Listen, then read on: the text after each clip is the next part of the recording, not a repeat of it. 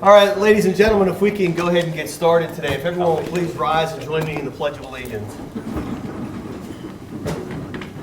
I pledge allegiance to the flag of the United States of America and to the republic for which it stands, one nation, under God, indivisible, with liberty and justice for all.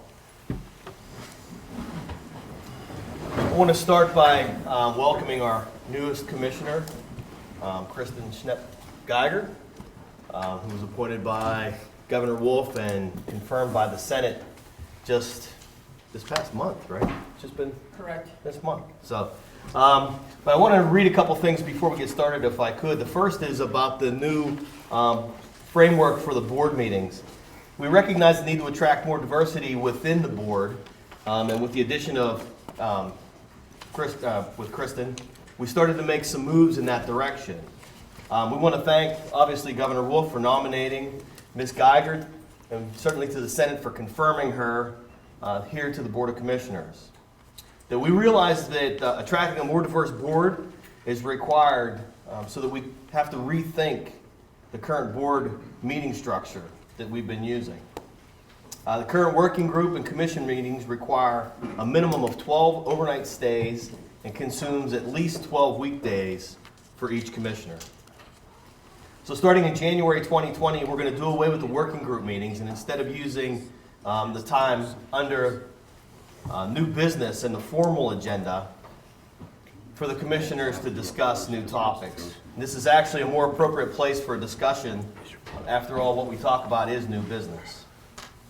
The January meeting will start Friday afternoon, January the 24th, with staff presentations. On Saturday, January 25th, we'll hear public comments in the morning, followed by the agenda in the afternoon. Under new business, following the agenda, we will then provide for commissioners' discussion under the new business section. For the last 36 years, we've been watching as hunter numbers have declined nationally. And while Pennsylvania has fared better than most states, we must do everything we can to stop hunter loss.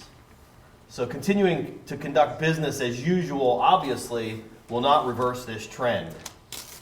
As a board, reversing the trend of declining hunter numbers is a high priority. And building a governance structure that offers a more diverse board is just one step in our efforts to protect the future of our hunting heritage. So we did want to bring that out to the public.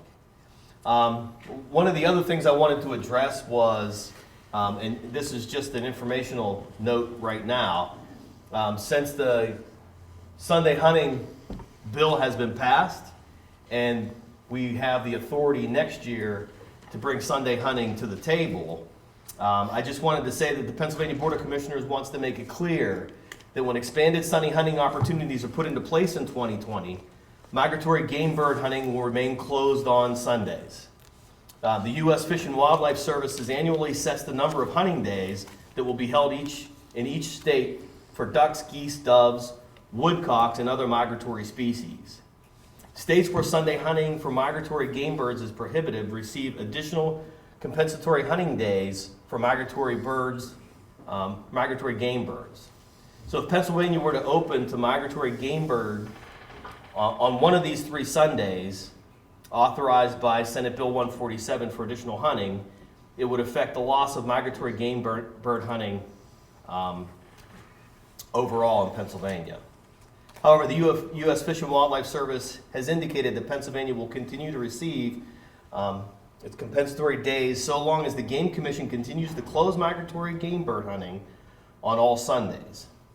The regulatory prohibition on Sunday migratory game bird hunting can be revised in the future if the State General Assembly approves broader Sunday hunting opportunities.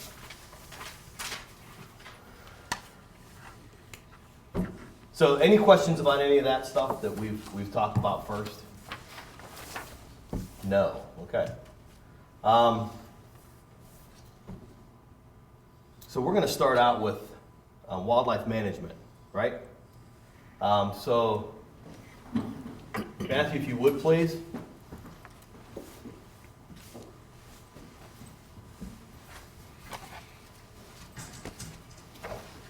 Morning, everybody. So we won't kill you by PowerPoint today. We'll do that in February. So today we just, Ian and I would like to come up and talk to you about a couple of the changes and modifications we have for seasons and bags. Appreciate the overview on the compensatory days for waterfowl or migratory game birds. That was certainly a concern of ours, but seems to be addressed. So if anybody has any specific questions on that, Ian or I'd be happy to take them. But if not, we'd like to just we'd just like to go over seasons and bags. All right, thanks, Matthew, and good morning, everyone. As usual, this is the meeting where we start looking ahead to next hunting season, even though we're still kind of in the midst of the 2019 hunting season. In fact, as soon as I leave here, I'm going to put my head in some barrels of deer heads and finish aging. This is our last day of deer harvest data collection. But it is time to start looking ahead to next year, and these are some of the items that you'll see on the January agenda that'll be changes from 2019. And I'll just go through by the species categories and mention the changes. Feel free to jump in either as I'm going through or at the end if there's any items for discussion. And as Matthew mentioned, we will have more in-depth presentations from each of the species biologists on the rationale for these changes at the January meeting. This is just sort of an initial preview and overview. So for small game, there will be 2 changes proposed. The first of those would be to open both the youth and regular squirrel seasons about 3 weeks earlier than has been traditional. So youth season would open in mid-September, regular season would open in late September. Basically, this just provides additional harvest opportunity for a species that can sustain that harvest at a time when there's not a lot of other hunting seasons open, and hopefully help with some hunter recruitment and retention. Also for ringneck pheasant, currently we have 2 wildlife management units, 4E and 5A, where we have active wild pheasant recovery areas. Those WMUs are closed to hen harvest currently, but we'd like to change that to make it uniform across the state, where all wildlife management units would be open to both cocks and hens harvest, except within those 2 whippers, which we do propose to maintain. Basically, that again just provides additional opportunity while still maintaining those whipper boundaries to protect those remaining wild populations. For bear, of course, we made some very dramatic changes in 2019. We have a couple more changes proposed, not quite as dramatic in 2020, and actually a couple of those just deal with some unanticipated consequences that we created in 2019. This year we had 1 week of muzzleloader special firearms followed by 2 weeks of archery. What we didn't realize when we made that setup was the complication with sporting arms for that first week. So partly to address that, our proposal will be to back up the archery season a week. So the first week, which would be October 17th through 24th, would be open to bear, muzzleloader, and archery, plus 3 days of special firearms. And then the following week would be just archery only. So it will still be a 2-week archery season, except the first week would now overlap. So that muzzleloader season will just overlap and we'll take care of all Correct. those issues. We kind of get around that issue that came across this year. Also, as everyone knows, one of the 3 Sundays is open to the Game Commission's choice, and we're proposing to put that in the firearms bear season. But in conjunction with adding that Sunday, we're also proposing removing the Wednesday. So instead of a Saturday, Monday, Tuesday, Wednesday, it would be Saturday, Sunday, Monday, Tuesday. Partly that's to just ease the check station logistics on our staff, but it also relates to another species. Because of the Saturday firearms deer opener this year, we had to cut our Thanksgiving turkey season from 3 days to 2. If we remove that Wednesday from bear season and add that in for turkey, we can restore a 3-day Thanksgiving turkey season in the wildlife management units where the population can support that. For deer, a very major change that we're recommending would be to return to a statewide concurrent antlered and antlerless season for all wildlife management units beginning on that Saturday after Thanksgiving and including the firearms deer Sunday on that Sunday right after Thanksgiving. Can we just talk about that Sure. for a minute? Jump in. Because I think that some of the new commissioners need to hear what adjustments we would be making to make that so that we're not over harvesting the deer population. Yeah, there's, you know, you hear it very commonly, people that want more deer and people that want less deer both tend to think a concurrent longer season is automatically gonna mean a lower deer population, but that doesn't necessarily go together. What really controls deer harvest and future populations is the antlerless allocations that we recommend and that the board decides in April each year. So, for a given wildlife management unit, whatever, we'll go through the same process of looking at deer health and forest health and public opinion as to whether we want to maintain, decrease, or increase deer populations. But the antlerless allocations will be adjusted accordingly. If we do go to the concurrent longer season, the allocations will be lower than they would have been for a 7-day season. So no matter what the decision is by the deer team, those numbers are gonna drop. Correct. All right.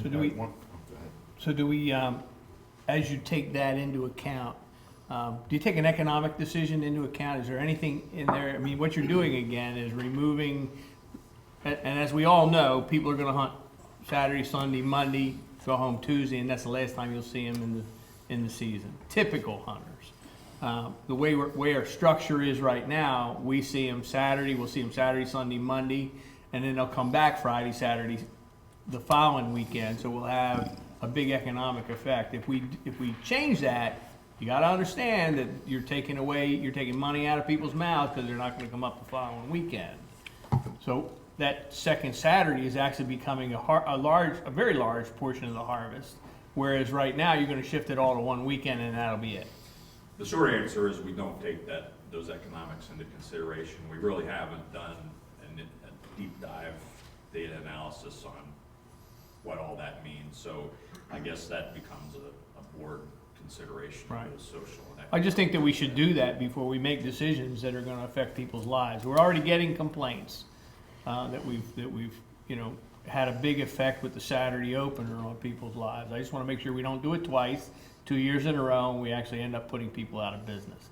I think, again, I'm a proponent of the split season, so I'll remain Yeah, that. but with, I mean, all due respect to the people that are complaining because their business, if they're basing their business plan on 2 weeks out of the year, Well, I'm not talking about we're just- not gonna put them out of business No, no. because of a week of hunting. No, but what we're doing is we're taking away the residual effect of the people that go up there and stay in hotels, eat at restaurants. So I there get it, is but I don't know there is that an we've ever economic really impact seen to that that. huge impact of the second week. I've never, because I supported that 100% when we talked about it, but I don't know that we ever saw that value of the second I don't know that opening we've ever day. done anything to confirm or you know, break Yeah, it down I to think say that we I have. think we've had some data come back to us. Yeah, I don't know if you want to speak to that And research. I'm not sure it can necessarily. Maybe Yeah, there's there was research done on it. We can bring that up and share that with. Yeah, I want to see that we're not going to be doing something. That's always been the biggest complaint, is that when we make a decision, we don't take the whole decision into it. We don't take the ramifications of the decision to do that. Now, I think that if we've been meeting our goals with the split season and then adding a Sunday, I think we've done what we've said we were going to do. But only one goal. Well, We have to keep in mind that, again, the push over the last couple of years is attracting hunters. Sure. And in my personal opinion, with the split season, you're not attracting anybody from college or who's been out of town. It gives them a It's- second it's- Saturday, second Yeah, but Saturday. those people that have traveled in for Thanksgiving, I know we've gotten the heat over from a small group of people that, that's Saturday. But, I mean, all of us, I think, anecdotally have talked to people who hunted that Saturday and said, look, if it wouldn't have been for this Saturday, I wouldn't have hunted, I wouldn't have gotten a license, I wouldn't be here. You're right. And so we're still attracting people in because of that first week and where it falls into play. And I just think, we've talked to other people too, and I think, Brian, you were in on this conversation where they said, what'd you think about the Saturday opener? It was great. What was the downside of it? We sat there and watched doe after doe after doe walk by and couldn't do anything about it. So I just think that we would attract more people on that opening weekend. And that's just my humble opinion, but, and I get the business plan. But again, if you're running your business plan based on 2 weeks of the year, not a very good Again, I'm business not plan. saying that people are running it on 2 weeks of the year, but that's their busiest time of the year, and that's what attracts people to the small towns that are doing the business. Yep. I have a common question. Economically, as a businessman, I understand that, but that first weekend, all the college kids are off. Once it goes to the second weekend, that's getting into all their finals week, and they're back in session, so that's what I like about it.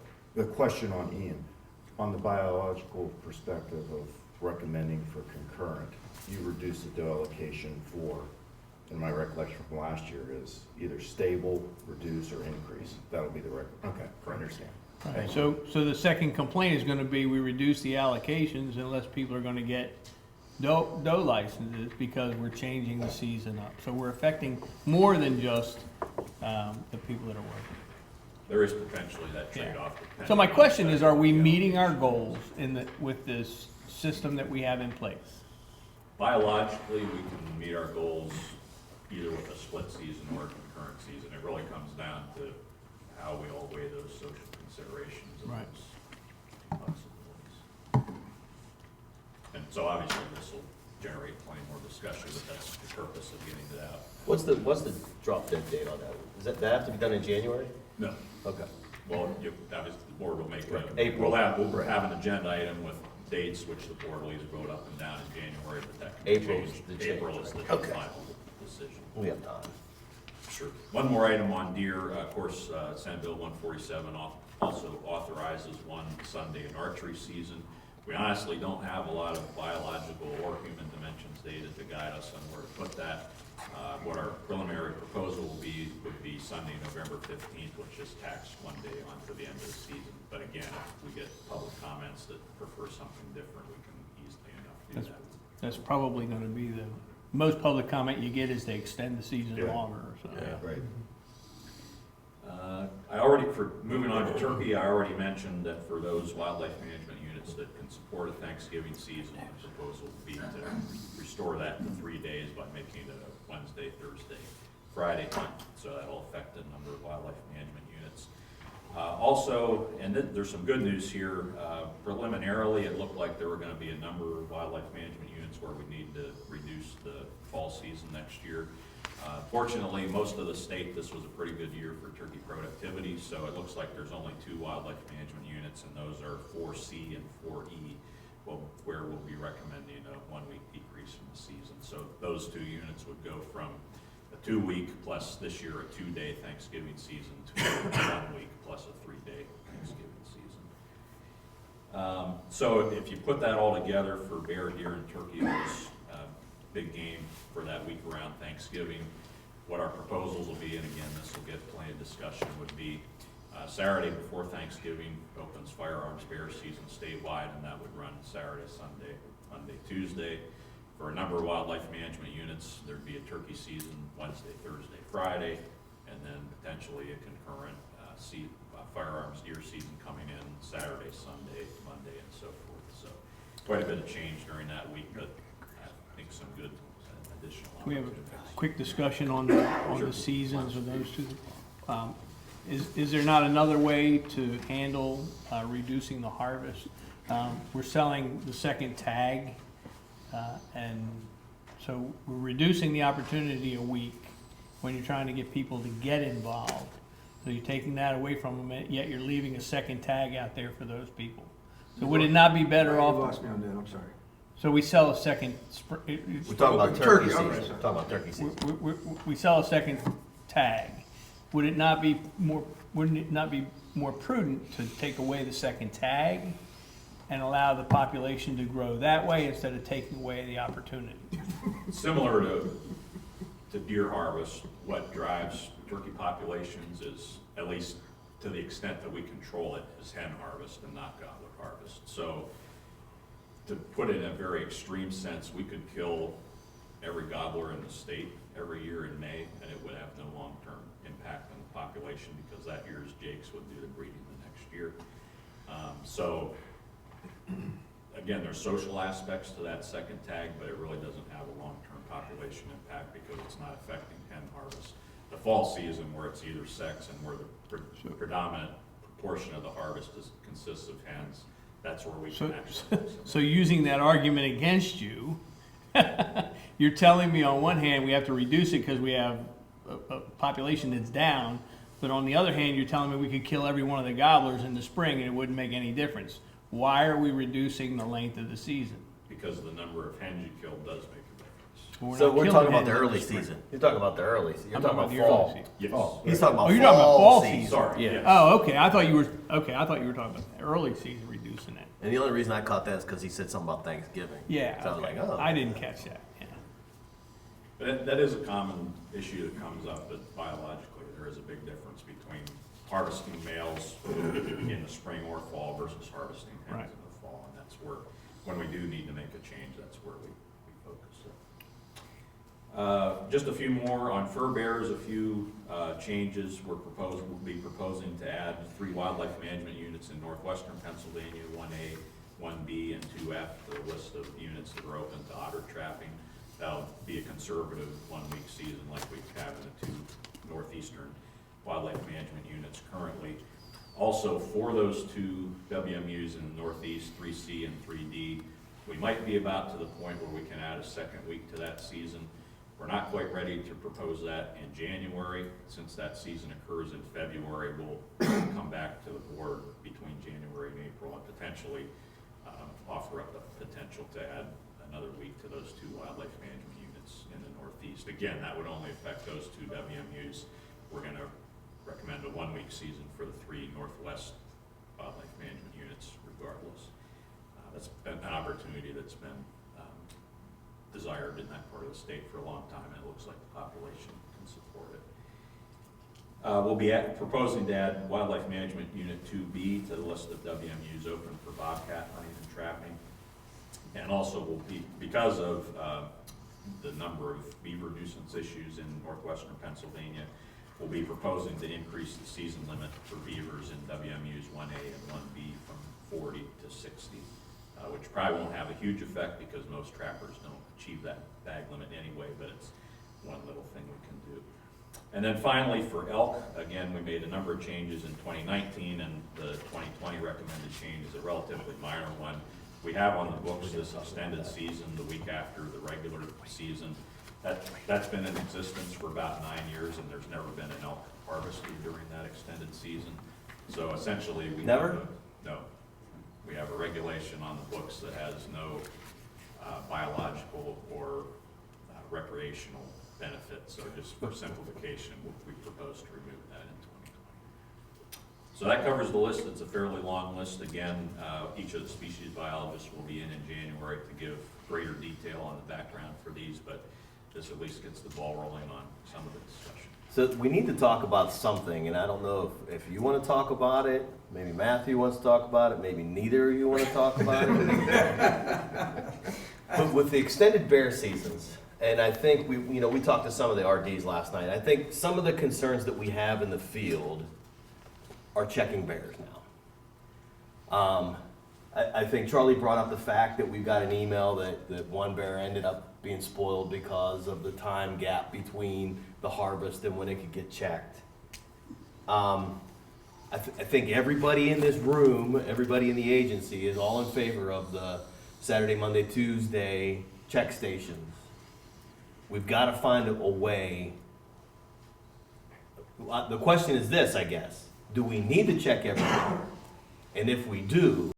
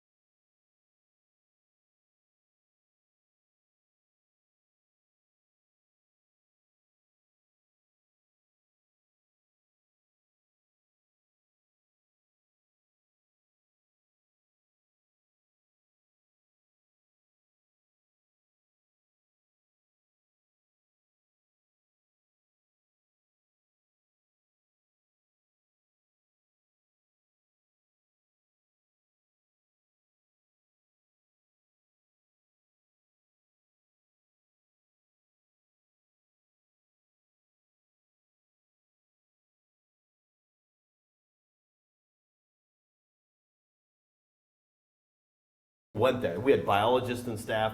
We had some game wardens there. The game wardens love to show up there because they can find out if anything's hinky or not when they're checking bears. But mostly the problem is, and you get it. Yeah, you get an archery. You get archery bear kill, and if the guy is Clearfield County is a great example, right? The guy's in southern Clearfield County. That guy's covering 2 counties now, and if he's somewhere else, he's got to either stop what he's doing, or he's calling Scott and saying, "Hey, I'll meet you at 8:30 tonight." So I mean, the bear has to be checked. Every bear has to be checked by law or by regulation, and it's just not convenient for the hunter or for the staff in the field. Yeah.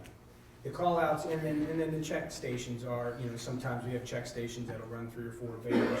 Sometimes we have check stations, I work the one in Southwest, and those guys they had a crowd of people watching it, right? So that's an important component too, these check Oh, it stations. is, are a big absolutely, touch absolutely. point for us. But, Tim, as far as next year being able to change an entire program, I wouldn't feel real comfortable today saying that within 12 Not months. the whole program, just the checking portion. Well, that's a big portion of the Yeah, well, program. yeah, that's all I want you to look in. That's the only change we need. I have faith in you, Matthew. I have faith in you. I hear you loud. Listen, brother, I got to put the challenge out there, right? If I just say, "Hey, whatever," I hear you. then I won't hear from you for 2 years. No, you'll hear from me. I know I will. I know I will. Thank you. I appreciate that. But everybody knows it's a concern, and it's something. It's kind of the white elephant Yeah, in the room. no, absolutely. That's all I got. The other, just a modification, we had a couple more things on here. We had a real successful dove season. We had a lot of people write in, that were really happy with the dove fields, and I think, we're gonna be able to build that program and get those dove fields better.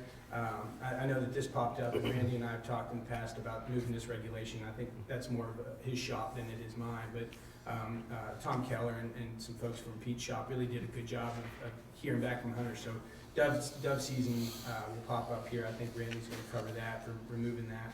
But then the squirrel season, we did change the squirrel season, but we did write Emily Boyd, our new small mammal biologist, wrote a great write-up on justification for that. And we don't have a whole lot of biological data driving that, but she did an evaluation with somewhat of the other states are doing. So we do have that out there if anybody's interested in how we made that justification to add those dates on. But we're excited about that too, honestly. I mean, early season people are getting, they're getting stir crazy with nothing to do. So it's good to put them out in the field. And so that's, we touched on a couple of these other things, but I think most of the rest of the discussion topics fall within your law protection. Yeah. Thank you, sir. Thank you, guys. Thank you. Appreciate it. So with that being said, are we gonna have is Randy here? I can't see.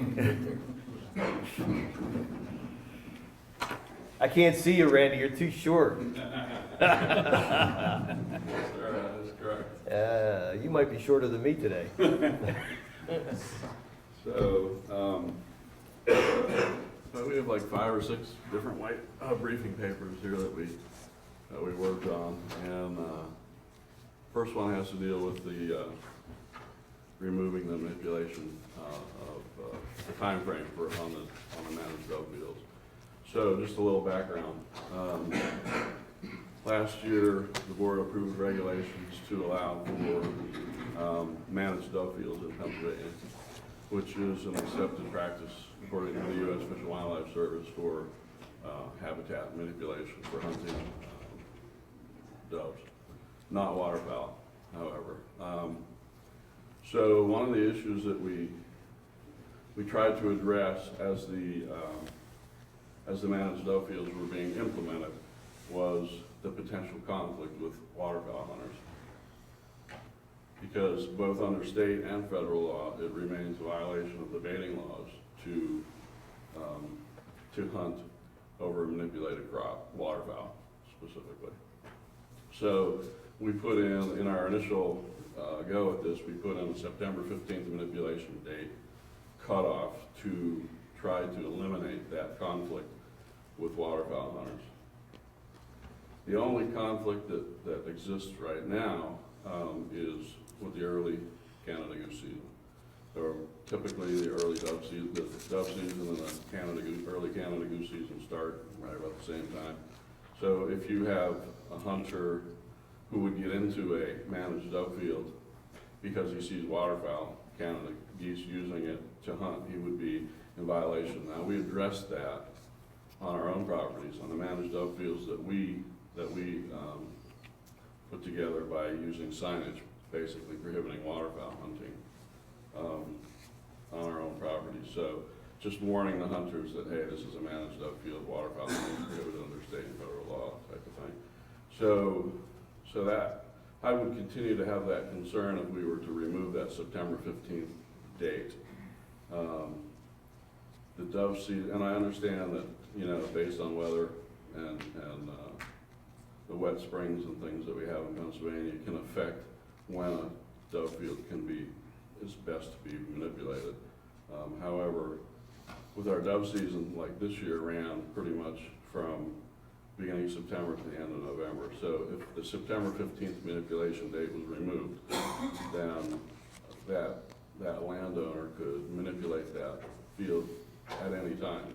And they would be potentially all over the map on when they were being manipulated. And in that case, hunters who may or may, if we don't require that signage, you're gonna have manipulated dove fields out there that are potentially going to get people involved with violations of the law as far as waterfowl hunting and baiting violations, both under state and federal law. So that's my concern about the removal of the date. If we remove it, I would suggest that we put in a regulation in place that would require posting of signs that would prohibit waterfowl hunting at a managed dove field. If the field was manipulated after the 15th date? Yes. Or even before. Yeah, actually, we did. Anytime? Yeah, anytime. Okay. Anytime. Because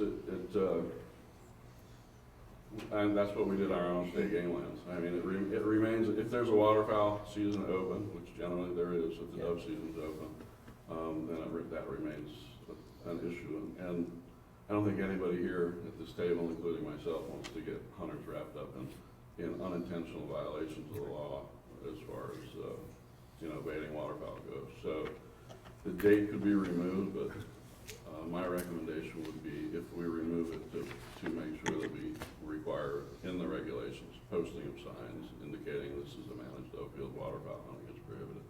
Because you could actually, other species could be potentially affected too, including wild turkeys, anything that would be attracted to grain that's lying in the ground, so. Randy, My concern. I'm sorry. What is the manipulation? I'm not a dove hunter, so what is our manipulation date? Now, we can manipulate up into the 15th, or? Yes, Okay. up to the 15th of September. And then it's done. is the manipulation day. And I'm not, I mean, I know the managed dove fields are kind of like a social, cultural kind of thing in a lot of areas of the country. And it's my understanding that it's pretty much like a 1-week deal. It's pretty much over, the excitement, the opening of the hunting season in the fall, that type of thing. You go broke buying shotgun shells. Yeah, so that's my only concern on this particular briefing paper is that if we remove that date and allow that manipulation to occur at any time, that we could get some people wrapped up in some baiting violations under federal or state law for waterfowl hunting. Because the duck season, all your duck seasons are opening mid-October. Remove the date, September 15th date, now you have potential manipulation right in the middle of duck season. And that's an issue in my opinion. Randy, do any other states have that similar regulation in place? Because they all have the same waterfowl seasons occurring as well. Not that I am not aware that if they have a cutoff date or not. But even if you didn't change the manipulation date, you couldn't hunt waterfowl in those fields, right? You can never hunt waterfowl over a manipulated field. No. So what you're saying basically is that any manipulated field for dove hunting has to be posted, no waterfowl. No waterfowl, Period. Anytime. Our land and private land. correct. Gonna put a sign out there, no waterfowl allowed, all, Slashing the duck. I mean, the managed dove field, the whole concept is so new in Pennsylvania. I think the vast majority of hunters aren't really familiar with it. And if you get a hunter driving down a road and he sees a piece of property, past a piece of property, he has access to hunt, and he sees waterfowl all over the field, I could see him parking the vehicle, getting out and saying, hey, this field's loaded with ducks over here, what's going on? Or geese, and he ends up getting himself into a situation where it's a managed dove field and he's violating state and federal law by trying to harvest waterfowl in that field. They don't need a permit to manipulate field, do they? No. No.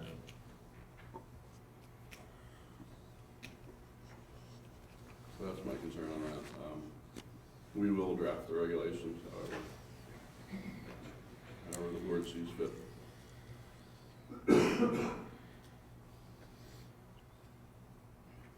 What are your thoughts? Well, I can understand Randy's concerns, and actually it could be extended since we don't necessarily specify what crops are allowed for a manipulated dove field. Now, we know the types of crops that are the most productive are sunflowers and millets and things like that. But there would be nothing in the regulations that prohibit a private person from trying to take advantage or abuse that by planting corn and then shattering corn and then potentially hunting archery, turkey, any waterfowl, and anything else over that field. So I understand what Randy's talking about with the potential conflict. I think he just wanted to make the board aware of it, that could be Yeah, a I get potential it. problem. I know, I mean, I knew where you stood when we laid this all out, so Right. I just wanted to hear what you thought. Yeah, At I this mean, point. we didn't have any problems that I'm aware of last year. Seemed to work pretty well. It's just a possibility is all I'm saying. Okay. Yeah, I agree. I'm not aware of any issues that arose as a result of the managed dove fields this first year at all. So has there been pushback as far as people wanting to manipulate later? than I that haven't date? received any feedback to any degree to that. Well, we've I had a think these number are- of fields on game lands because of the wet weather. The maturity dates were pushed back, so you couldn't even manipulate the field. You had standing crops there, which the doves can't use at all. Now, the So deer that- liked it, and that's my biggest complaint I saw was the deer keep wiping out the darn, dove fields. They love It's the the whole, Yeah. the whole dove field thing is just such a brand new concept. I don't think that, I don't think the general public's kind of got onto the whole thing of it yet, but I'm sure they will.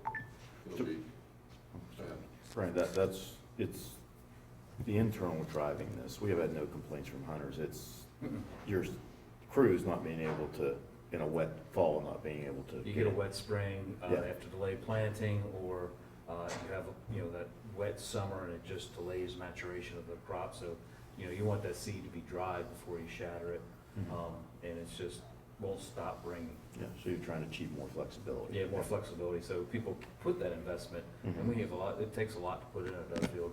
Can be simple, but, they can be quite intensive as well. Right. And then not being able to grade, the deer love it, they'll eat standing corn and sunflower and millet, more of that, whether you manipulate it or not, but the doves can't use it unless you manipulate it. Okay. Anything else? Any other questions? Cool. That What was else a do you tough have one. for us? That was the tough one. All right, on to the next one. It has to do with removing a restriction related to tagging first deer before lawfully attempting to take a second deer. Charlie needs to be here for this. Okay. You want me to move on to the? Yeah, can you move on? You'll Yeah, we come back. I'd really like Charlie to be in on that one. Sure. Come back to that one. Okay. Next one has to do with increasing the number of DMAP permits available to, for hunters to redeem from 2 to a possible 4. So in our existing DMAP regulations, hunters are limited to receiving only 2 DMAP permits per individual property. And I checked with bats on this, and under our current licensing system, PALS,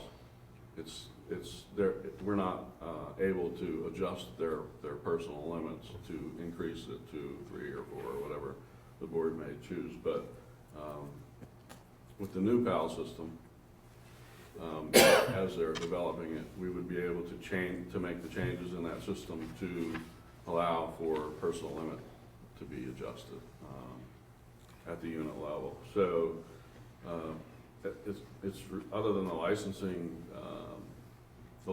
system itself, it's really not a big deal.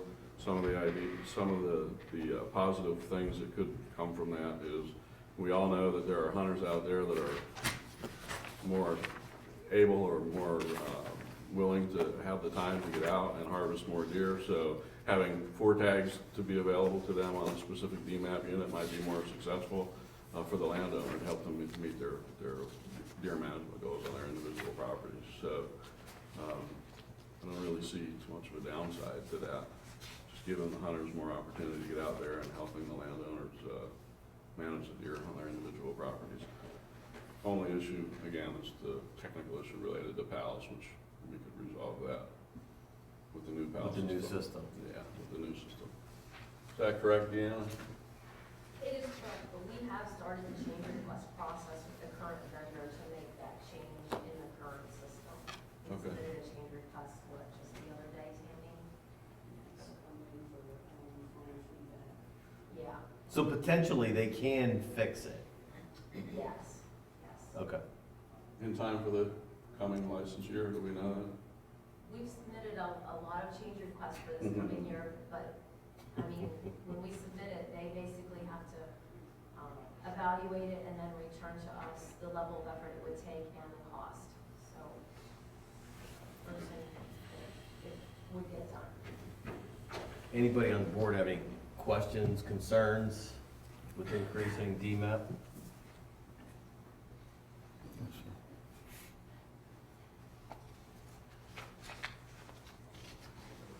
No? Okay. If we have to. Go ahead. Yeah, if you need to, go, move on. Okay. We'll wait for Charlie to come back on that one. We have more papers to cover. Okay. Let's see, we have banned synthetic lures within the DMAs. So the board and the executive director have broad authority in what they can do within a disease management area due to chronic wasting disease. One of the restrictions that we currently have in place in regulations is it's unlawful to use or possess any served urine-based attractants in any outdoor setting within a disease management area. So if it's an actual urine-based lure, it's prohibited for use for hunting purposes within the DMA.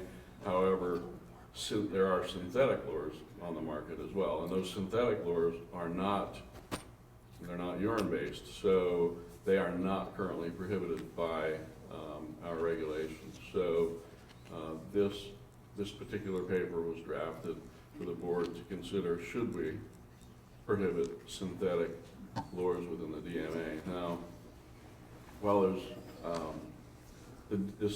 no actual deer urine within these synthetic lures, they would serve as a potential congregant, so to speak, for the white-tailed deer to bring them together in a specific location. So that's the issue. If you have diseased deer getting together, whether they're getting together over a urine-based lure or synthetic lure, that's the issue that was requested to be drafted up here. So I'd have to, I guess, rely on wildlife management if they have anything additional to weigh in on that, on the aspects of the synthetic versus the real servant-based lures.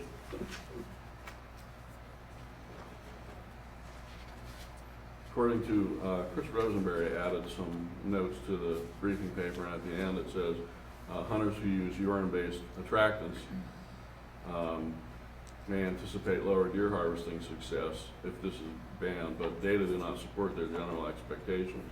Based on the 2017 Pennsylvania Deer Hunter Survey, 41% of archery hunters and 16% of firearm hunters use natural deer urine However, use of urine has no effect on harvest success. For archery hunters, it's 18% are successful without urine and 19% have success using urine. For rifle hunters, 16% were successful without urine and 14% were successful using urine. So, as far as the level of threat that these synthetic lures present to congregating deer in a given area, I'm not sure if that's, that's an issue that the board's wanting to address or not at this point in time.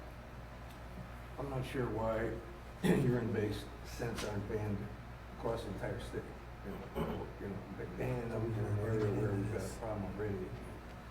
It almost makes no sense to me. It's the areas outside that we want to protect. I think should be, personally, I think they should be banned all across the state. As far as the synthetics, I don't see a problem there. I never thought of them as a congregating them, Mm-hmm. All right, Charlie's back. Let's move on to the Are we going to finish this Yeah, go ahead. topic? So, that's my comment. Okay. Any other comments? Great. All right. All right, which one did you want, Commissioner Fox? Tagging the second deer. Okay, all right, let's go to that one now. So, the action sought is to consider removing the current regulatory restriction related to tagging first deer before lawfully attempting to take a second deer. They want you to be here for this one, Charlie. So right now, we have a general regulation that says that it's unlawful to harvest more than one deer at a time before lawfully tagging a deer that had previously been harvested when multiple harvests of deer per day are authorized.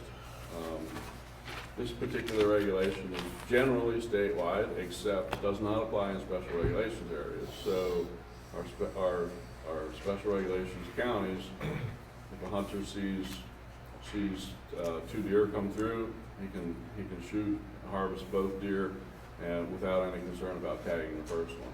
But in the vast majority of the state, that hunter would be required to take the shot at one deer, follow up on it, and make sure it was lawfully tagged before he was able to go ahead and attempt to harvest a second deer. So Executive Director Burhans wanted me to take a look at and draft a paper on the board considering removing that restriction on the larger statewide scale to make it uniform across the state that you would be able to harvest multiple deer without having to tag the first one. Commissioner Hoover, you guys do this down in? We do it all the time. And we don't have any issues with it at all, no. And actually, it does help the hunter, because as soon as you get down, you shoot the first deer, you get down now, you're supposed to go track this deer, which disturbs the entire area.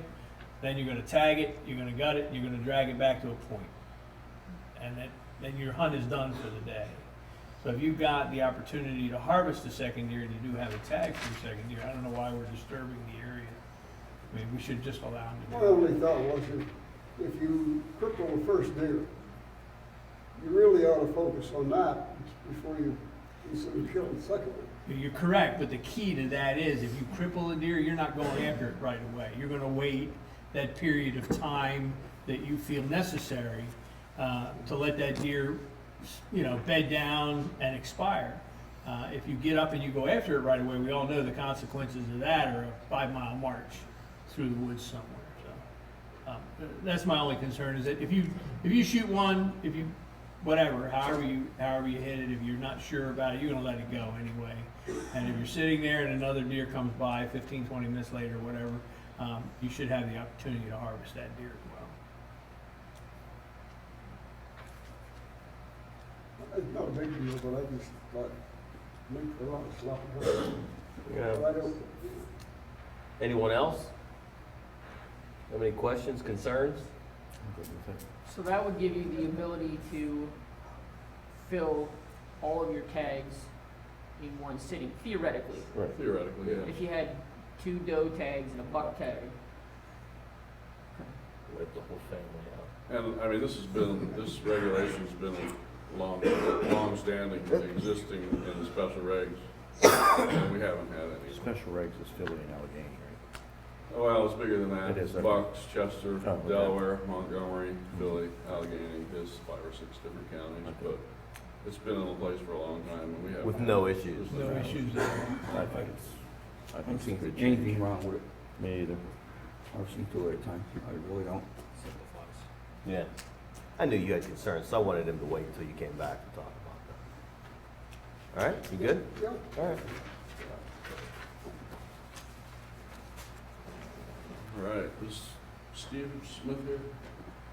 Steve, you wanna come up and work our way through this mentor, hunting program? I think I have to go floss or something.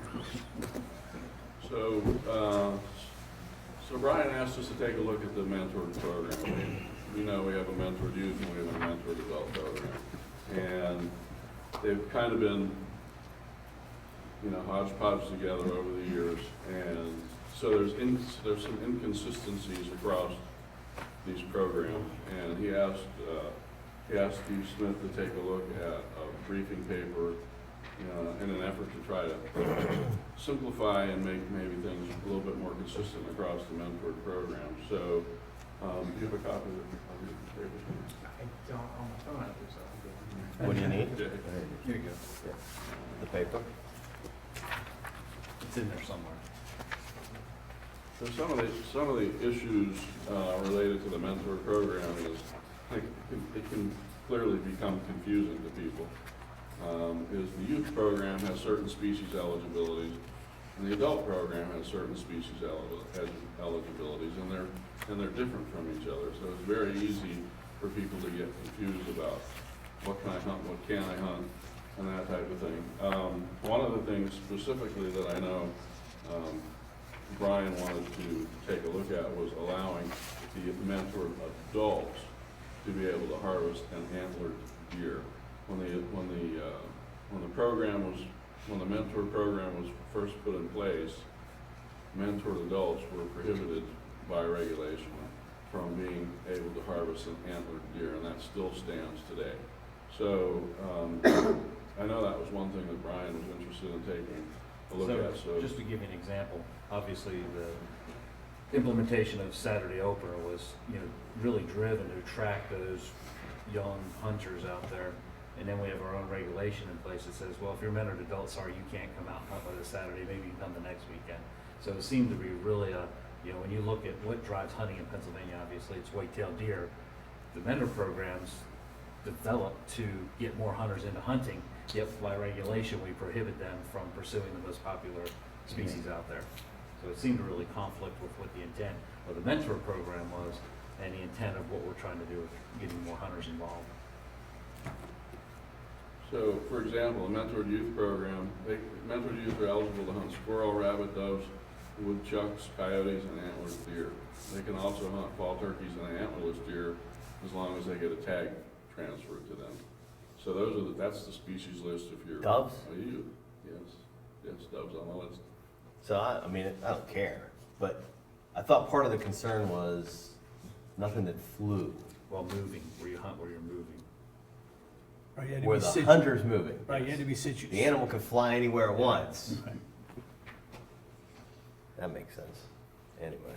And the mentored adult eligibility list is squirrels, ruffed grouse, rabbits, bobwhite quail, hares, porcupines, woodchucks, crows, coyotes, antlerless deer, and wild turkeys. And then they can also hunt fall turkey and antlerless deer with a mentor's transfer of a tag. So the species lists are all over the place. It's confusing to people. And you have to have somebody willing to give up their own tag. Right, a hunter has to be able to, a mentor, the adult, or the person doing, would be maybe more willing to take a young person out, or somebody an experienced hunter, if they didn't have to give up their own tag. So that's another thing that we're considering. So one way to simplify the program is to just make the species eligibility lists more uniform across the board. Jump in here, if you have anything to add, Steve. Yeah, I think Randy's done a good job explaining it. From our perspective, we looked at it for recruitment. That's ultimately what we're trying to do here. And we know, based on the surveys that we've done, that those who participate in the mentored program are much more likely to go through Hunter Ed, buy a license, and be consistent licensed buyers than those who don't. So given the track record with the program and how successful it is, our goal was to simplify it, make it more convenient, not only for the youth, but for the adult as well, and to remove the barriers. So that's what we're trying to do with this. Do we have anything on the number of incidents that occur from the mentored side? Law enforcement type incidents or safety type incidents? Safety type incidents. No, I'm not. I can run the report, but just off the top of my head, I can't recall any. I think one maybe in the history of the program comes to mind early on, an individual was shot in the foot. But in the past 5 years, I, off the top of my head, can't recall any. And I'll confirm that though. Yeah, and I see most HRSI type reports come across my desk at one point or another, and I don't ever remember seeing anything for a mentor. What about incidents where that involve our wardens? Do we have a lot of incidents involving the warden where they have contact with mentored youth or mentored adults? Nothing that jumps off. Can I just, I ran into one guy, I was walking in the sheets and he was walking out and he said, "I love you." It's not what he said, but he said, "I'm gonna tell you," he said, and he's been a game warden for a long time. He was in Rich's class, and he said to me, "If you wanna confuse me, let's talk mentored youth." He said, "Because I just came across a situation," he said, "I don't know if the guy was breaking the law, I don't know what he was doing." I said to him, "Just please go home." He said, he didn't know what to do. And what he was telling me was that even the guys in the field are confused by all the hodgepodge in the mentored youth program, or the mentored program, period. Guy was hunting pheasants. He goes, "I know he's not allowed to hunt pheasants, but I really didn't know what he was doing wrong, so I sent him home." He just sent him home. Now, you look at the growth opportunities, you look at the adult mentored alone compared to the youth. Adult, we only sold 307 adult mentor licenses this year, which is actually a 36% increase. So you talk about growth opportunity, Yeah. mentored youth adult is a huge opportunity. The mentored youth permit, we sold 25,000 permits. So it's a very popular and well participated in program. Looking at it from a R3 perspective, the opportunity for growth is definitely within the adult, mentored adult. But I'm looking at the species that we want to add to it, like, and I might just be reading this quickly, but we want to add all the flying, right? Pheasants, bobwhite quail, grouse. We want to add those to the program. Yeah. Because I don't know anybody that just sits in the field and hunts pheasants, right? So you're not going to hunt those stationary. No, and I don't know. Is that a concern, or is that something now that we have to be concerned about? Because I know if you're with mentored youth, right, if you're moving, the mentor has to hold the gun. Correct. Well, if you're walking through a field and a pheasant goes out, it's already hard enough to pull up when you're holding the gun and shoot it, but to hand him the gun, and so what's the fix? Well, I'm gonna go out on a limb here. Because you only have a couple days left. One of the things we discussed, and this is kind of a little bit outside of the box probably, but one of the things we discussed within the Bureau is simply allowing mentors to hunt the same as everybody else hunts. Everything, all species eligibility. Amen. So, Amen. I mean, you want to talk about simple. That's A mentor has a permit, they're allowed, like, I know there's safety concerns. The program has been extremely safe to this point in time.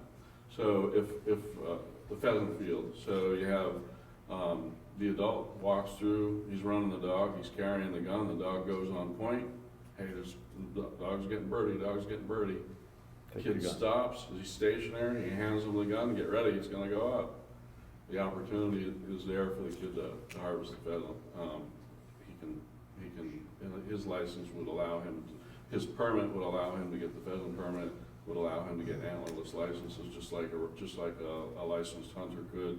It's a mentor program that is wide open. It gives the. Still don't want them to carry a gun, is what, that's your, The adults can, and they just. because, I mean, and I'm okay with what you're saying, but I'm telling you that I got pointers, and if they're pointing on a pheasant and I'm not there right away, the pheasant's gone, pheasant's run, and my dog will stand there and point forever, but, so, what's the risk of having the mentored youth carry the gun? I'm not aware of any other state that prohibits age limit on whatever you're hunting. Right.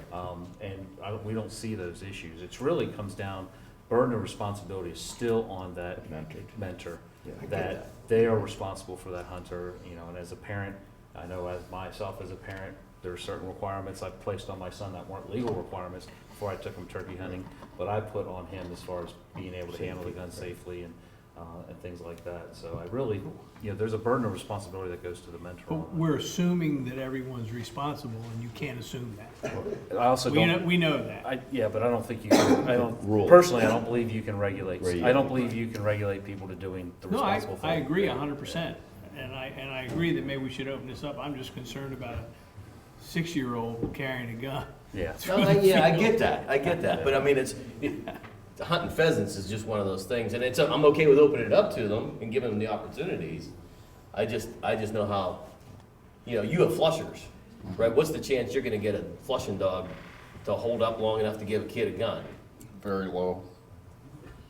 And that's a limitation. I mean, it doesn't, I mean, that's a limitation that the adult has to realize this is not gonna be successful. Right, no, I for this. get But that, if but there I is an still think they're. opportunity, and we want them to have. Do we know how the mentored rabbit thing is turning out? Have we gotten any anecdotal, nothing? Because I was a little bit concerned about that too, but I would be supportive of opening it all up, like you said, Brian, with safety. Should there be an age limit for the mentored youth? That's what I was asking, Randy. What is the age limit now that they can carry? There is no 12, age what's limit that? now. So they can't carry a at gun. birth. No, you mean the upper age limit for? Yeah, The upper age when they limit's can what, carry. Is it now 7? No, lower age. Lower. We're talking lower. Oh, there is no lower. Okay. The only age limitation with the mentored youth permit has to do with whether they get their own tags or not at the age of 7. Right. So above 7, they get their own tags, below they don't. But it's 12 years old before they can carry a gun. Before they can act, if they're a licensed, proper. If they're have to licensed, proper right, I get Hunter, it. and they Yeah. go through Yeah. hunter safety course. Not a mentor, but once they turn You 12, can't do that. They can carry their own gun. at the By age of hunting 12, license. once they're certified as a hunter education. so we do a mentor, they can carry a gun after 12.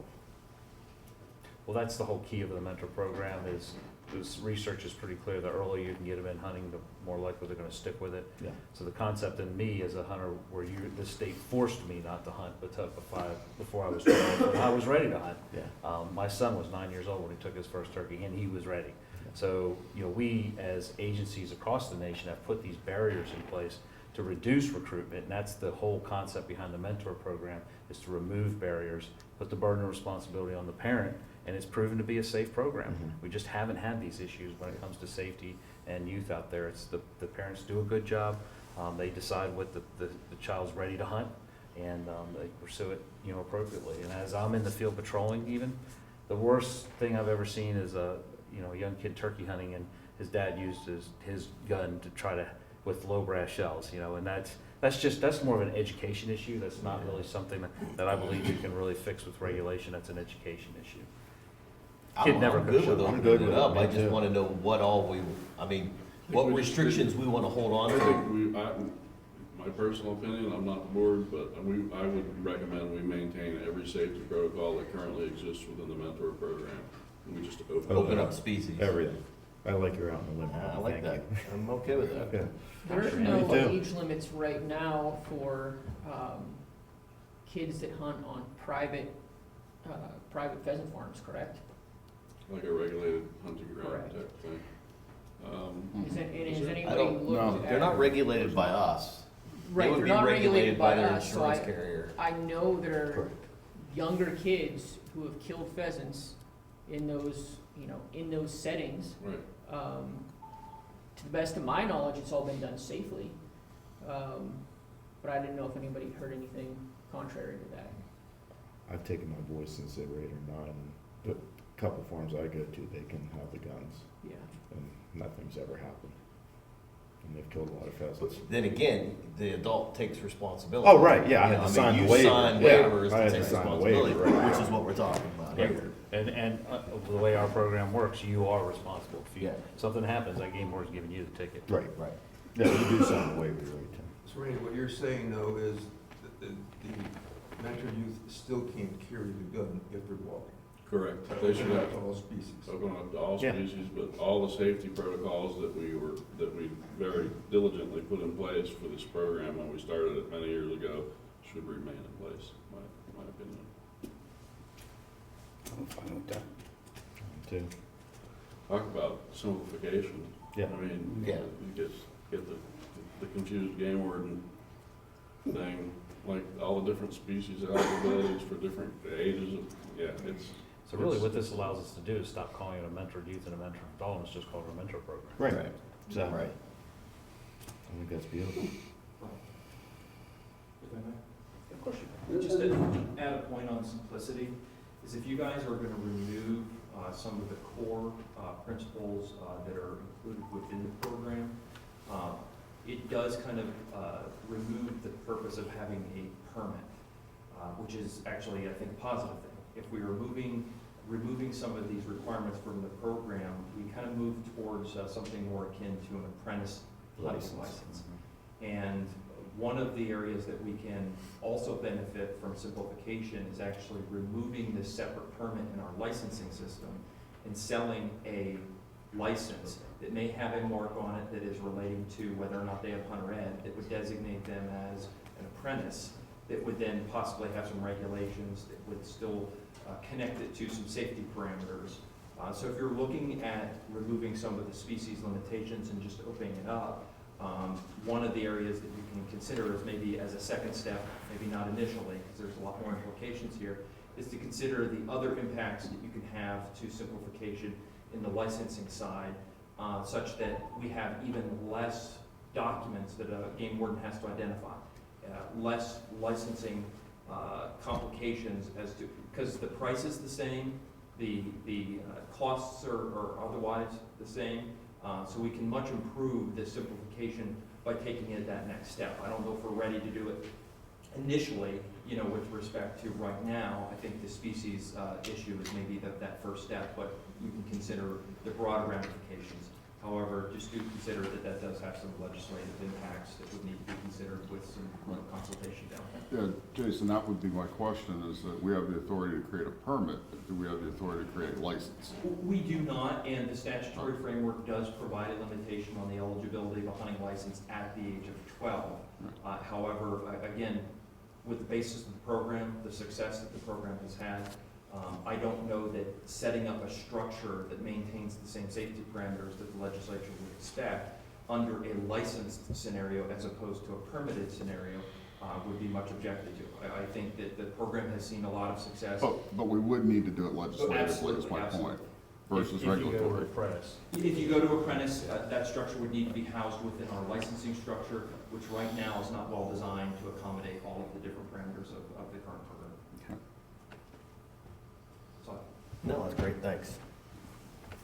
Anything new on the transfer tag?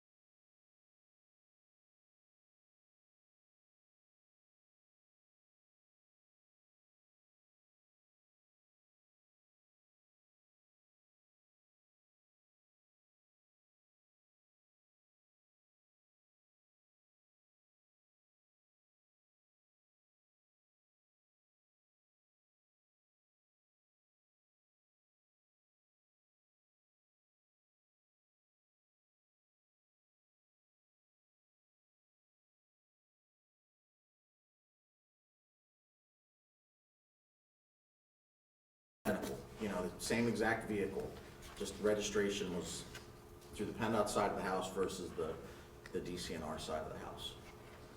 So pretty basic, fairly simple. Any questions? Any questions? Keep looking, it's not in there. Do you not have it? It was emailed. My executive director did not hand it to me this morning. I asked. It was just But he too did easy. make cheesy jalapeno grits, I want to read it. Sure. Never assume anything. Yeah, Brian, I think he emailed us on the 7th. I saw it.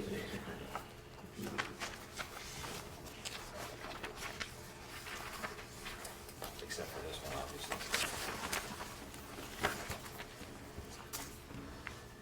I have one alibi, if you will permit me, I have an alibi. Didn't make it to the agenda.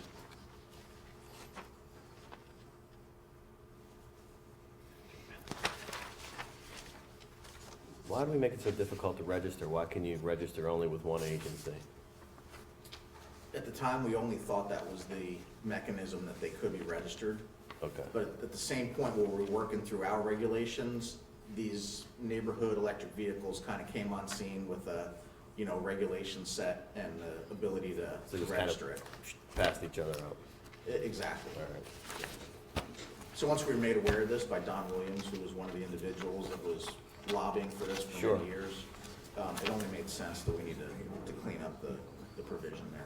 It's taken that long? Because Dawn hasn't been here for a long time. I know, yeah, this only rose to his attention in the last few months. Really? And once we saw it, it was like, okay, we need to make a change here. Good. All right. Any others? Randy's I got think it. it's good. I have an alibi. Thank you. Thank you, Pete. If you would be so kind. So, I'm gonna have Jason Ralph, our attorney, come up for this one. So, as you're aware, there was some confusion among the general public this fall with the new muzzleloader bear season that was put in place and what implements were authorized to harvest a bear, et cetera.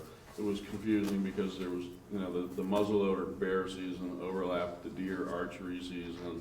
Typically, in a bear, say, bear rifle season or an extended bear rifle season, you would be authorized, a bear hunter would be authorized to use a bow, what we call a lesser included implement, to take a bear during that season.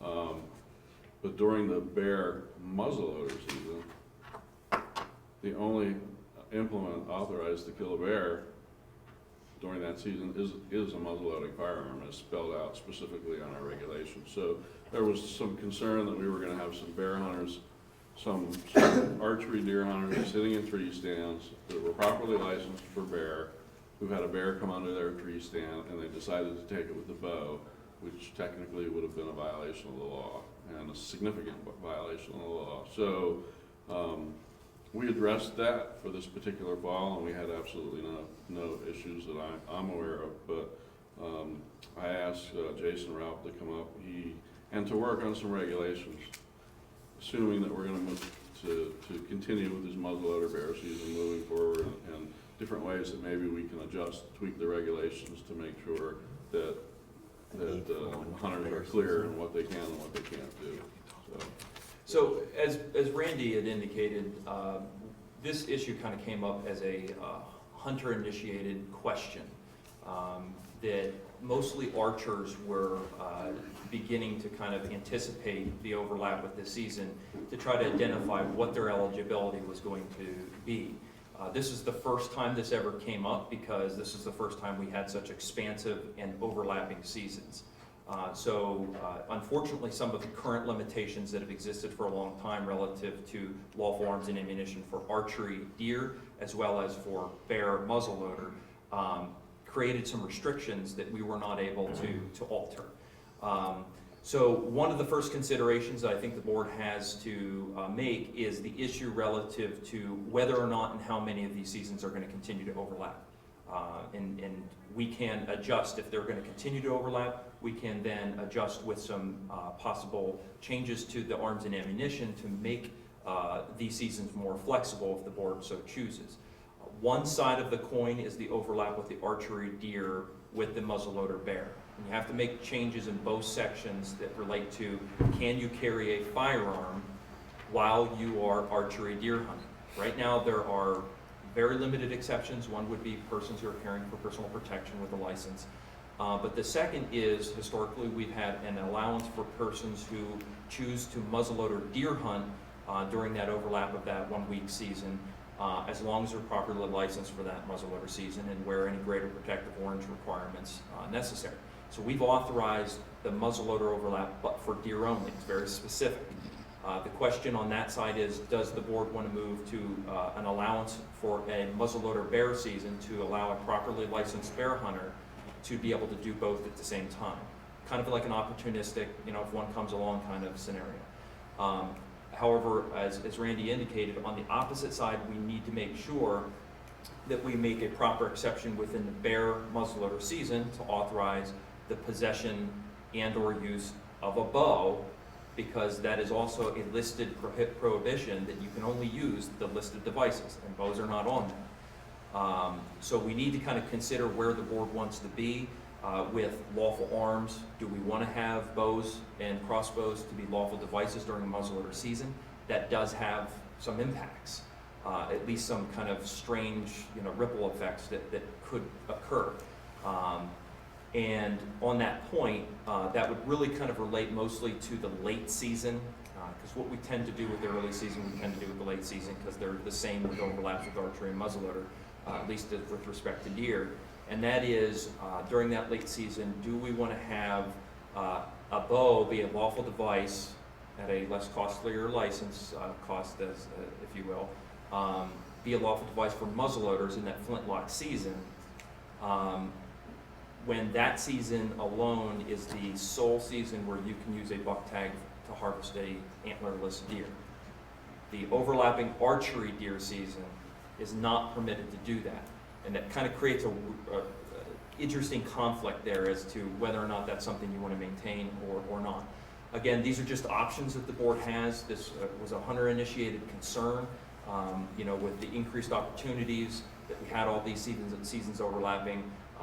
If the board is inclined to maintain the season structures with the overlaps, it would seemingly be prudent to consider some alteration to our arms and ammunition to accommodate, and we'll just need to understand what ramifications that'll have. So we've developed regulations. I don't know if Randy's provided them, but it addresses a number of those concerns, as well as some housekeeping cleanup items as well. Any questions on that? So, well, muzzleloader hunters are kind of,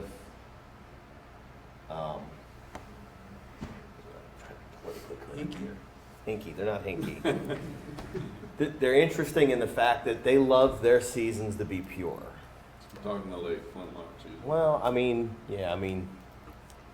of them. Is that going to be a concern?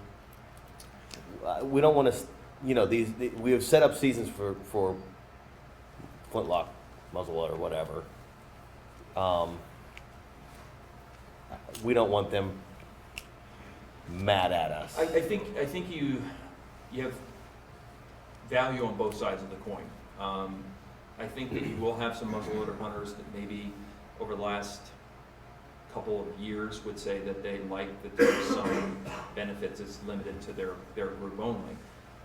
However, if we go back, I think 7, 8 years, maybe 9 years, when crossbows were removed as a lawful device during the muzzleloader season, there was a time when archers, at least a certain portion of them, were eligible to participate in that season. So, it's not been exclusive for terribly long. Okay. And on the other side of the coin, I can personally attest to, participating in a phone call, that there are archery sporting organizations that are probably going to testify at the next commission meeting, at least that was what was indicated, that support an increase in archery opportunities during these other seasons. Whether or not we go that direction, one thing it will do is provide some consistency with this lesser included analysis that we've done with our firearms, where if we allow a firearm, we tend to allow everything that falls below it as far as the more challenging devices. And that will be rendered consistent, with these muzzleloader seasons to allow for archery tackle to be authorized during those seasons as well. That does provide, I think, a little bit more opportunity for those inclined to do it. What impacts that'll have with person purchasing a archery license versus a muzzleloader license and those add-ons, will that make any impacts? Will it create any impacts with enforcement, with the confusion now that a person's participating in an overlap season during a muzzleloader season? Well, you're carrying a bow, so it looks like you're participating in archery season, but I guess you can use it during the muzzleloader, so what are you choosing to do? And are there any differences in the eligibility between those seasons? Because one may be an antlerless only, one may be so you have to look at all of those additional complications that are created by allowing these lesser devices with overlaps. Is there any merit, has been talked about, of closing archery that week? Or just making it pure muzzleloader? I have not participated in any conversations along those lines. Okay. I mean, I know it's controversial, but that cleans up the question and put another week someplace else. It would, but it would only clean it up for if you talk about the overlap with the archery deer and the muzzleloader bear. Right, it doesn't clean up the second season. Correct. Right, I understand. Well, it doesn't clean up lesser implements of, yeah. that consistency across the Right. Yeah. Which is also an issue to be addressed during the early muzzleloader deer season as In well. the early muzzleloader bear season, that's not flintlock only. It is not, no. I mean, you were talking about traditionalists and wanting to. Right. That's the But that's not. late January season. Right, that's, right, exactly, that's the late Deer seem January on season, I in, get that, but the early. Jason, season- what is your recommendation? Yeah. I'll leave that to the bureau director. Don't do that. He's leaving. He doesn't. Seriously, I mean, because here's what we want. In my humble, and this is just me talking. Let's make it simple. Yeah, exactly. For everybody, the hunter, for everybody. And if this board's theme has been to increase hunter opportunity, then I think the current drafted regulations would provide the enhanced opportunities. It would provide, I think, a greater clarity with a lesser included analysis across the board that if you have firearms, archery tackles included. We would have to just keep an eye on the impacts to the add-on licenses and what that means, if anything at all. Go from there. So, the language is a lesser issue from the regulatory side. It is something we can easily accomplish. This is probably what I would perceive to have been the most dominant question called into our bureau during the first couple weeks of archery. Because a lot of folks were confused. They didn't understand what they could and couldn't do with the overlaps of these seasons. Right. They wanted to go out, and a lot of them were excited about the increased opportunities with bear, but they didn't want to give up on their archery time. So this would at least answer that question better for our hunters who weren't really sure what they were able to do, and of course provide that greater opportunity. Because this year we said no, you can't do it. Right. Whereas next year the possibility is we could be in a position to say, yes, the regulations have been modified so that you can hunt any of these lawful species that you are eligible to hunt. You have the proper bear tag, you have a muzzleloader tag, you have the archery tag. Go out and hunt. That's all that we're concerned with. And what you did say, so I'm understanding, if that archer chooses to do so, or muzzleloader, they can carry both implements. Under the regulations that we've drafted, that would be possible. Right, got it. Moving forward, right. We created an additional exception that allows for the dual carry, if you will, for the muzzleloader bear season as well. I'm supportive of that, yeah. So are we saying for the muzzleloader bear season, you can't shoot, you're saying that you can't shoot it with a bow? You have to shoot it with a muzzleloader, I have to carry two weapons? Today. This past year. Today. But I thought we weren't allowed to carry the two.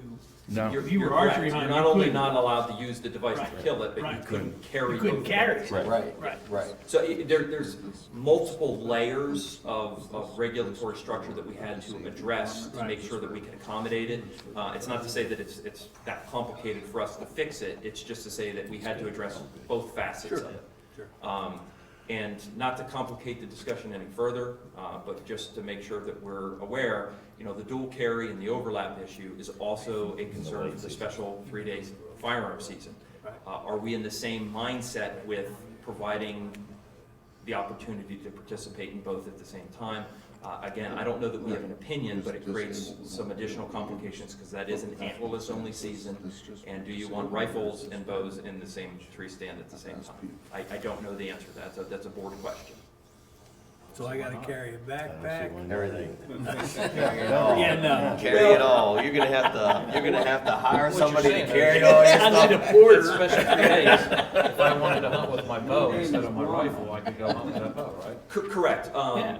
What we recognize is if a person wanted to hunt during the special firearms deer season, which is an antlerless only season, they could use a bow. However, if they wanted to kind of hedge their bets and carry a rifle and a bow at the same time, a bow for the buck, because you're only eligible, to hunt the antlerless with the rifle. Meaning if the buck comes along, they got the right device for it. However, if a doe comes along, maybe they can make the decision, if it gets in close, I'll use the bow. If it stays out far and I'm not gonna get a closer opportunity, they could choose to use the rifle. It's a limited eligibility season. We have the seniors, the juniors, and so on that are eligible to participate in that season. So as far as the number of persons impacted, that would just be, again, another consideration, because once you open the door for the dual carry, the next question that's going to be asked is, well, what about this season? So we just kind of want to have the board aware that there's a couple considerations there with multiple layers of decisions that need to be made. We are able to accommodate, whatever changes that the board desires. Jason, in that rifle season, isn't it juniors and seniors can shoot a bear also? Yeah, Wasn't that how it's a it was? bear rifle season It's as a well. bear rifle, so. The special firearms bears. You're saying, the question I got was the 65-year-old that's an avid bow or crossbow hunter wants to have his rifle in the tree stand for a bear. So I just want to be clear, it's not just for antlerless, it's bear, right? Right, Yeah. anytime, I think the board would probably be amazed at the volume of calls that my bureau takes from the general public in regards to multiple carry of implements. I mean, to me, if I want to go out in the woods, I'm going to take one sporting arm with me, and I'm going to hunt what I'm hunting. But because with the overlapping seasons that have become more popular in recent years, we get inundated with questions from the general public about, can I carry this, and can I carry this, and what can I, so it's definitely an increasing concern with the public, a hot topic, and I think we can get it addressed through the regulations without a problem. We just need to have that direction. That's all. And there's many seasons during the fall that the same question pops up. Squirrel Squirrel, and deer. fall turkey. Right. Because the archery deer season is such an extended season, which I don't think anyone's recommending shortening it.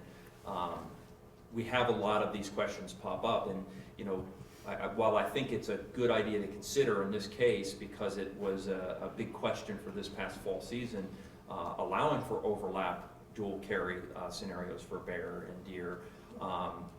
Again, what impacts does that make? Are we going to maintain those same restrictions for the other seasons that maybe are more historical, that you shouldn't have a shotgun and a bow in the stand at the same time? I don't know. There are obviously reasons why these historical restrictions have been put into place, and they've been maintained for decades. I mean, some of these have been there for a long time. However, where are we at with again, with the opportunity? Again, the Bureau was looking at making this more simple, increasing the opportunity. Do we really care if a person kills a bear out of a deer archery stand? Just because it's an opportunity that presented itself. And I think, we all recognize the answer is no. Again, we'll look at those changes and kind of address them accordingly as the board determines. Sounds good. Any other great. questions? All right. Is that all you have? Sir? Is that all everybody has?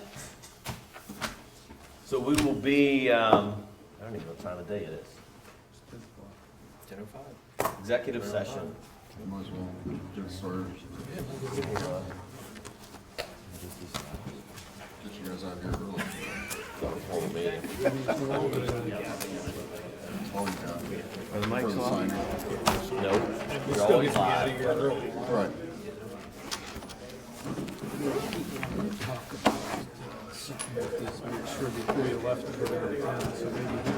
Get Pete on first then. 1 hour and 45 minutes from you, about 30 miles. Hey, Pete, Wow. maybe we can do that now, if we recorded this up. Executive session. Executive session. You don't live that far. Hour and 45 minutes, just bumping it off. We're gonna do an executive meeting. No action. Up at the. No action. Yeah. Commissioner room.